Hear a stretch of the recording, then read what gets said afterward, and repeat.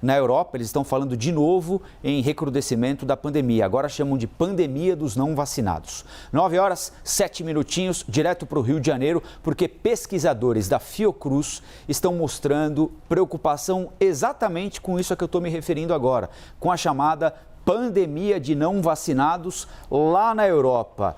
Por sorte, por juízo e por conhecimento, não é, Paula Martini? Os brasileiros têm procurado a vacina, mas é muito importante que quem não tomou a primeira, quem não tomou a segunda e quem já pode tomar o reforço, vá ao posto de saúde, porque a Europa está nos dando um sinal absolutamente claro do que acontece quando um número relevante de pessoas, por uma ou outra razão, não toma a vacina, não é? Bom dia, Paula.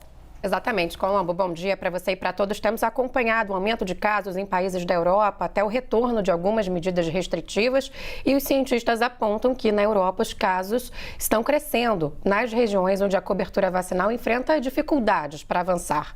Para a Fiocruz, isso é um alerta sobre a importância de evoluir no número de imunizados aqui no Brasil e impedir, claro, uma nova alta de internações e também de mortes. A Marcela Monteiro já conversa ao vivo com a gente sobre esse assunto. Começa então, Marcela, nos atualizando sobre o percentual de brasileiros já imunizados com as 2 doses ou com a dose única da vacina. Um ótimo dia para você.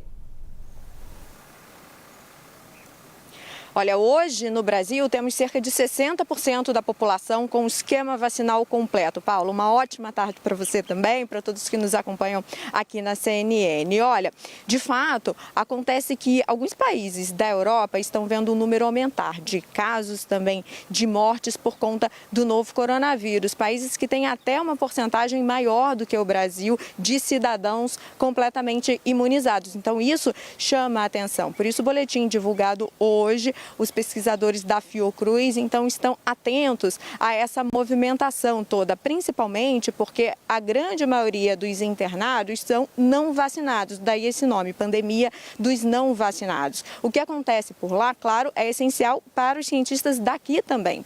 A pandemia do novo coronavírus ainda é muito desafiadora, ainda temos muitas perguntas sem respostas. Então, para tentar entender até mesmo o caminho, é claro que essa observação é importante, essa troca de informação, até para criar um acervo de dados, para saber como agir diante da pandemia que ainda não acabou.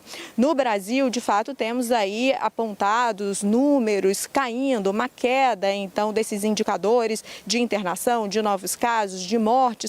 Para esse cenário seguir de forma favorável, os estudiosos então defendem estratégias ainda mais fortes para a vacinação.